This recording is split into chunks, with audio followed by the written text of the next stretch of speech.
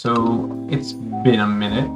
I was meant to film this ages ago. It's been about 2 weeks since Kaizu, but unfortunately, due to time constraints, due to not getting photos until a couple days ago, I haven't been able to film anything. And also, I've been kind of sick. I've also been kind of busy, which is why you'll get 2 videos to compensate. One, which is this one, is going to be about Kaizu.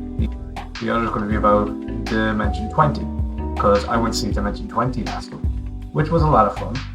I might do a third video where I talk about where I am currently, maybe. We'll see how we get by the end of this recording. Anyway, the big thing with Kaizu that's happened is the fact that this was the 10th year anniversary.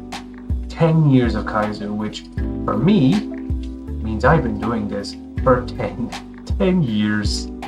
I, honestly God, when I started, I only thought I was doing this as a temporary thing. I didn't think this was going to be long term. I didn't think any of this. Yet here I am, back at it again, banger after banger. I wish I could take myself seriously right now, but I honestly God can't. It is so unbelievable I'm still doing this, but also in a way I'm so delighted because it's something that's been not only kept me sane, but also has kept me relevant in a lot of ways, where acting kind of hasn't. And it's not that I don't love acting, it's not that I'm still actively seeking roles. It's more the fact that people know me more from cosplay, from TikTok, than they know me from acting. Which is kind of sad, but it is what it is. Nothing we can do can change that. So what we're kind of hoping for is that we just use the tools that we have in our belts to be able to push ourselves forward. What I'm going to talk about really is just what happened at Kaizu. Nothing bad really happened at Kaizu, not that I'm aware of. If I'm wrong, someone can gladly tell me, gladly put in the comments either something that did happen or something that they saw and was really cool. It doesn't necessarily always have to be negative. Believe me, I'm really tired of the negativity. So, at Kaizu this year, I managed to get the time off. Very close to not getting the time off, but I got the time off. And I went as Spider-Man 2099. Now the important thing, though I nearly didn't get time off for Kaizu, right? Which was really going to test my ability to remain calm without having to quit. Because I feel where I am in my retail journey, unfortunately, is that I am ready to quit at a moment's notice. I am ready to get fired at a moment's notice because I am so mentally done with the crap. But that's another thing for another story. On top of that, the suit, this 2099 suit finally arrived. It arrived maybe 2 days earlier, which was nerve-wracking. I generally thought that by the time it would arrive, it would be too late. I thought that the way I thought I had miscalculated how many days of processing was going to take. So I was like, no, I'm going to miss it. So the backup plan was to do Outlaw Jason on the Friday, full-on Red Hood gear that I had for the Saturday, and then do the Doctor for Sunday. But thankfully the suit arrived. The suit is amazing. I got it at Hero Time. This is not a promotional thing. I've gotten my Spider-Man suits from here before. I really like them. Hero Time, if you want to promote me, you can do something. But in actuality, the suit arrived. All I really needed from it was to be able to take off the gloves, take off the hands, as well as make sure the measurements were right. I had done a good bit of work on measurements, so I knew what I needed. But on top of that, I didn't get a mask because I already have a face shell with a mask. Half the reason I have this particular design of a suit is because when I got the face shell, they gave me that design mask. That it has, on top of it, it has a crotch zipper, which is great for going to the bathroom. It has a U-shaped zipper in the back, so I can, instead of going straight down the middle, I can pull at the sides and meet in the middle, which honestly I think is a great design for a suit. It also has kung fu shoes in it, so I'm not walking around just on a plain sole. I have an actual shoe inside. I should have gotten it so the shoes are detachable, so it's kind of like with the gloves where I can just pull them straight off. Instead, I just have to make sure my foot wiggles its way in. So, got that. I got a text from somebody asking for a couple of fake guns for their Lara Croft. I sorted that. My cousin was looking for a sword. I have one of Zoro's swords, the white one. Do not ask me the name of them. I am not that well versed in One Piece. But I made sure I got him, met my friend Scarlett in town, realised I forgot my cape. I didn't have the cape for Spider-Man 29. He has kind of a tattered fabric that is supposed to be good for zero gravity and such, how he glides. Completely forgot it, so I was like, look, we'll go to the craft store, pick it up. Got some food afterwards, and then we headed over to Con. I was really excited. The only thing that was dampening my excitement was the cold. It was very cold, unfortunately, that weekend, at least on the Friday. Which was why I was glad I was wearing the suit, because if there was ever a day to wear a skin-tight suit, wear for the shortest amount of time. Because the con didn't officially start till about 4 or 5 o'clock. The opening ceremony, which is new for a lot of people who go to conventions, that's not something they go through. An opening ceremony is something I've only ever seen go from Kaizo, which was great. I love it. I think it's amazing. So myself and Scarlett were waiting around with my friend Kevin. I've known Kevin for so many years. I think they started going to Kaizo 2 years after its inception, and I've been going since the start. They're basically like my kid brother, and I love them. They're class. Kevin, if you're watching this, I'm going to deny all of this to your face. Even if you show this actual footage to me back and forth, I will deny it. But it was just a lot of fun. My cousin Kai is there. We're having a lot of laugh. We're having a lot of fun. My cousin's there. I'm roasting the absolute crap out of him. Because that's as the older and wiser cousin and the one who introduced me to cons and cosplay, I have that right. Absolutely. Which is, a heavy burden. Also finding out that they have this inability not to keep something to themselves. I had texted them saying, I have the sword, I'm bringing these fake guns for a friend, so I feel like I'm a walking armory right now. For that entire weekend, at least as far as Sunday, I was referred to as the walking armory. Mostly because my cousin then decided they didn't need my sword anymore come Saturday, because they went and bought their own, and I went, I told you could buy a sword at the convention, yet here you are now giving me my sword, which was fine. At the end of the day, I ended up having all of Zoro's swords on me, because I bought 2 swords at guys, which I wanted. The other thing now was I had to carry 3 swords for the remainder of the day as Red Hood. It wasn't fun, but it is what it is. I love my cousin, lovely human being. So if it was anyone else, I probably would have been a lot more annoyed about it. So on the Friday, we went to the opening ceremony, and they showed a lot to my disturb and I would have absolutely asked them not to do this, but considering it was the 10th year, you kind of had to. They basically did a reel in the years, which, if you're not Irish and it's not something that is outside of Ireland, it's basically going over the years like a highlight reel. We have a show in Ireland called Reeling in the Years, where they go through one or a couple of years and go through what happened in that year sporadically, because Ireland is still relatively a young country as far as being a republic, at least. But when they did it for Kaizo and they were showing all this stuff, there was amazing shots, and then I kept seeing myself pop up, kept seeing moments of my life jump up, and I realized just how old I was. Here I was running around, here I was doing dancing, here I was doing all these things, and I was like, oh my god, I love this. At the same time, now everyone is seeing this, and God help me. I remember I just kind of sunk into my chair, which was, again, in fairness, a lot of fun. The big thing though was my friend Scarlett turned to me and goes, how much of this is you? I said, too much. I appreciate it though. I thought it was a lot of fun, and I was very happy that, as far as Kaizo is concerned, I am very much a part of it. Even if I'm not one of the founders, even if I'm not on committee, even if I'm not anything else, that as long as this con has been a thing, I've been a thing of it, which is great. So Friday isn't really much of a busy day. They have this thing called Cosmic Speed Friending, where you can't just meet people.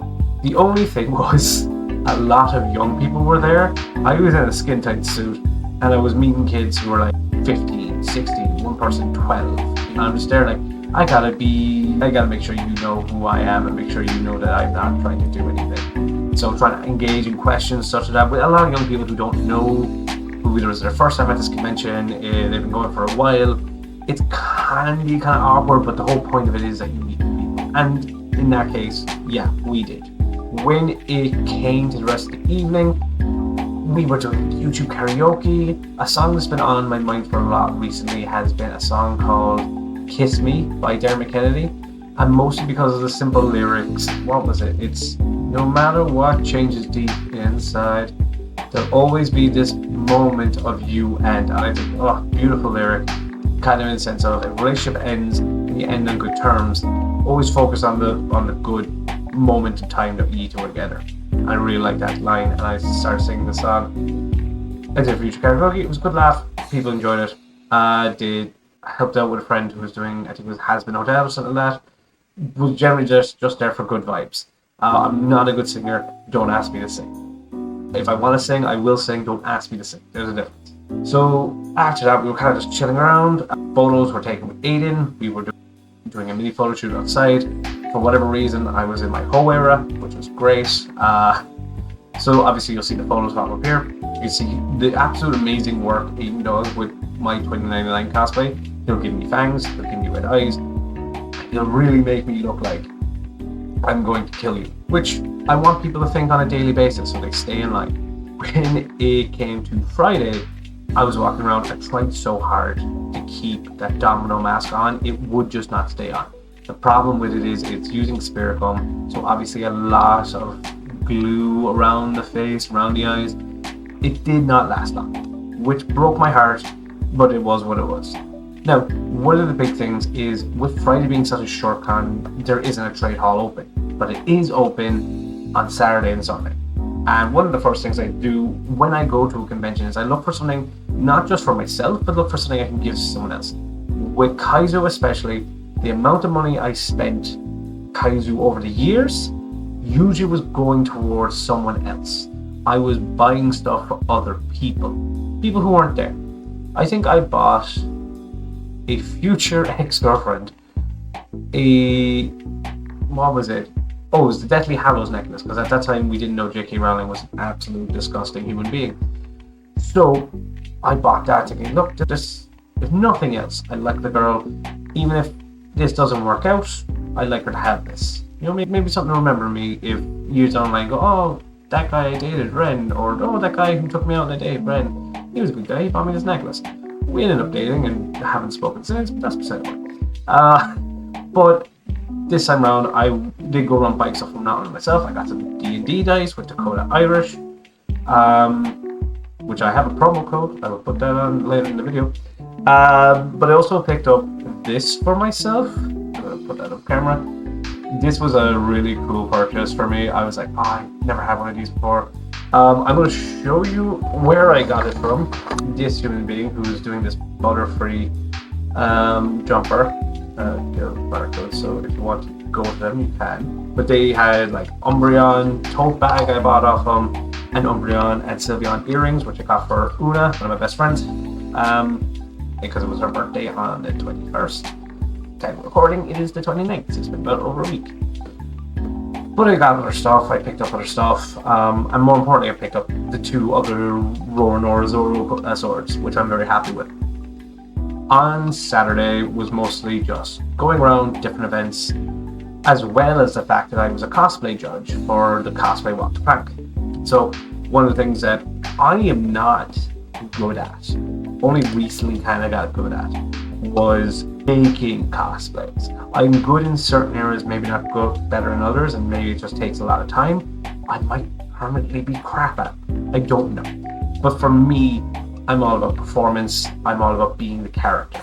So when they asked me to do it, I was like, this is definitely not a professional. This is not looking like sort of high end. You're looking for someone who can recognize a good show. So Tal, myself, Tal Nerd Apollo, and Evergreen were the judges.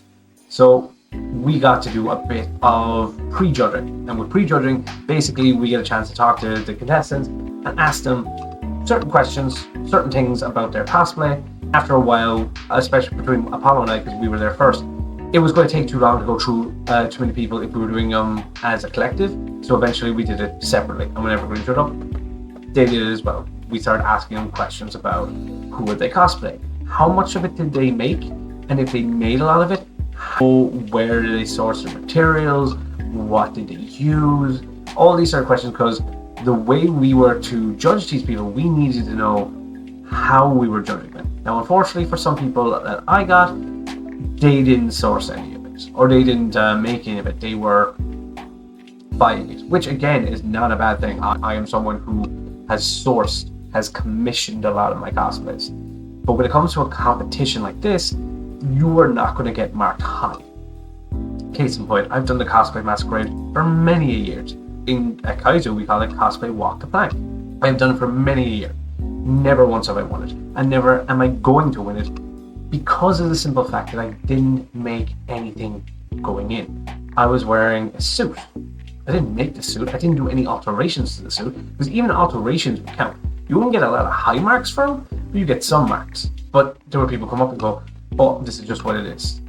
And then I'm like, okay, well, I want to make sure that you feel that you've had your moment. So I'll talk to them and go, okay, what are you going to do when you come on stage? Or probably like, where did you buy it? Or how does it feel? Are you confident? Certain questions like that, because I didn't want to be like, oh, you made nothing? Cool, get off my stage. You know, because that's kind of crap. So what happened was, we went through a lot of them, and then we started talking to more people, and then we went away for a bit, because then it wouldn't go on for another while. I got to go around, got to get some food in me, and then got back to go to the Artist Trade Hall, which was different. They had put the Artist Trade Hall not with the regular Trade Hall. Oh no, sorry. The Artist Alley was in a separate building to the Trade Hall, which was the first time they had done that, which was great because it meant they got more artists in. I got to go in, I picked up some stuff, I picked up a new totem bag, I got some Shadowheart merch because, you know, Baldur's Gate, love that. If there ever comes a point where we'll talk about like D&D and we'll talk about like Baldur's Gate 3, we'll definitely do a video about it, but just wanted to put that out there. Picked up some art for other people, and I was like, okay, this is great. I did my bit, now I need to go for the walk the plank. We went in, we sat down, we got ourselves ready, and honest to God, it was a great reaction. Loved having people out there. Got introduced as the last known renegade, which is always great, again, for pushing that idea that I'm not name redacted, I am the last known renegade, I am Ren, just for my sake, more than anyone else's. What was good, we got a lot of good reactions, and we got a lot of good cosplayers out there. The big thing that we were judging on, and what we discussed as judges before we went out there, was how we were going to judge. And in fairness to Apollo came up with the big two, which was performance as well as craftsmanship. So how they come out and how they interact with the audience was very important, but also how much of it they made. If we knew they had made their cosplays and we amongst ourselves thought, oh my god, this is amazing, we put that out of 10.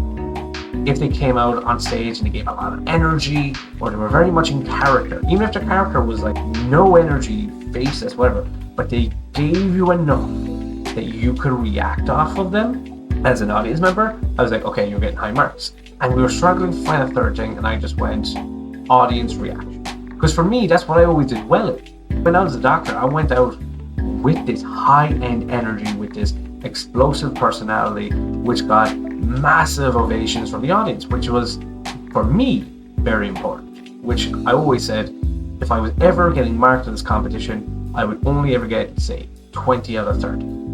I would get it from performance, and I would get it from audience reaction. I would never get it for craftsmanship. I always said, that is fair. When it came down to it, we started seeing so many people coming with high energy. This is how people kind of just like walk off the stage as soon as they got on. And I was like, listen, if that's what you want to do, no issue. We started going through it, we started seeing everybody, and we started conversing amongst ourselves who we thought was very good. And obviously we had two winners, we had a first and a second, but we also had judge's choice. I love the idea of judge's choice because it gives more people a chance to be recognized. So for me, I picked a friend of mine, Lolo Cheese, because generally I just loved what they did with the character that they had from Hazbin Hotel. Don't ask me the name, I suck. But what I liked was the energy that they came off with. I liked the fact that they got up on stage. I liked the fact that they had made most of it. And I marked them high enough, not because they were my friend, because my cousin was in there, and I didn't get make it my judge's choice. Because I was like, okay, this person just did a bit more. No one got favoritism. Not that anyone was speculating, but I was just like, you know what?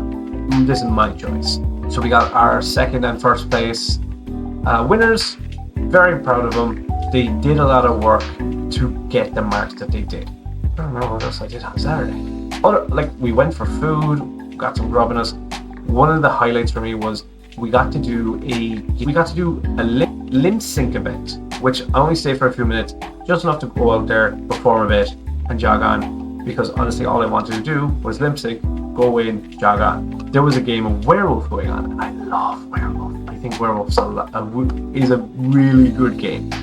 For anyone who doesn't know about Werewolf, you've been under a rock for God knows how many years, and you've definitely played a game of it. You just don't know you've played it. Where basically you have, we'll say, for us I think it was about 20 to 30 people, but for us there was about 5 people in the game.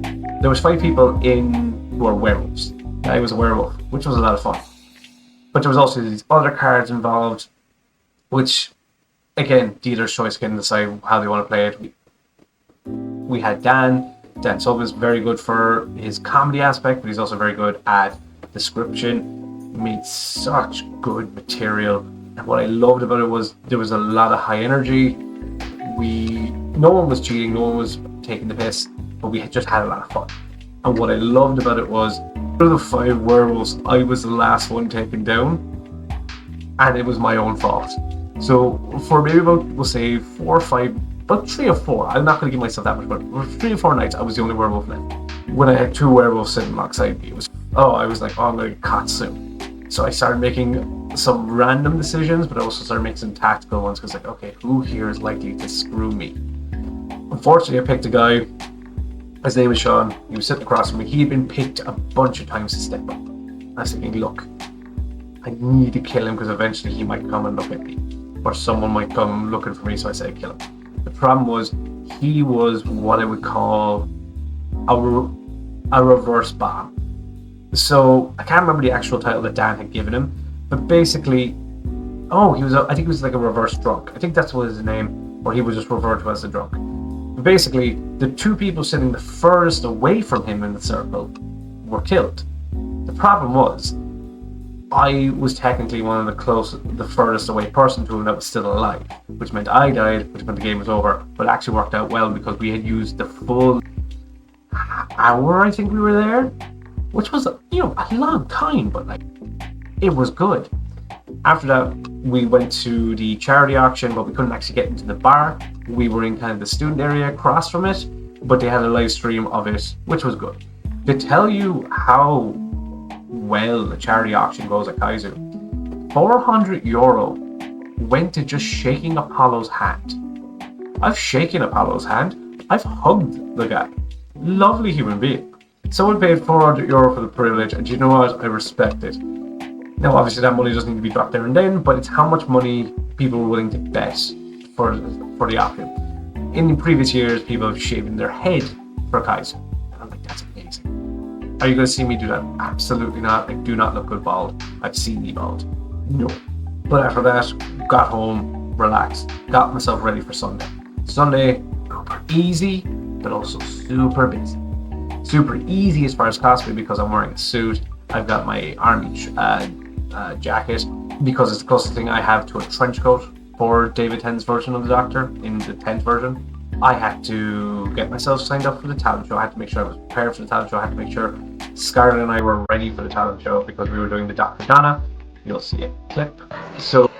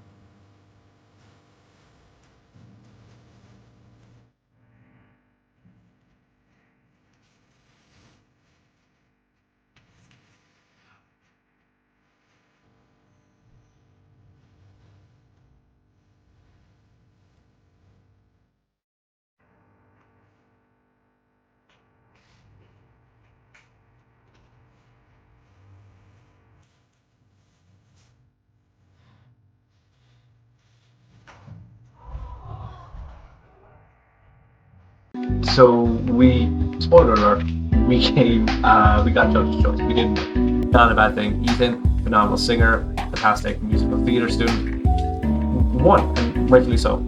I will say this as a quick side note. The year I won the talent show, which was amazing, loved it, great time. Terrible photo of me winning, but that's just me.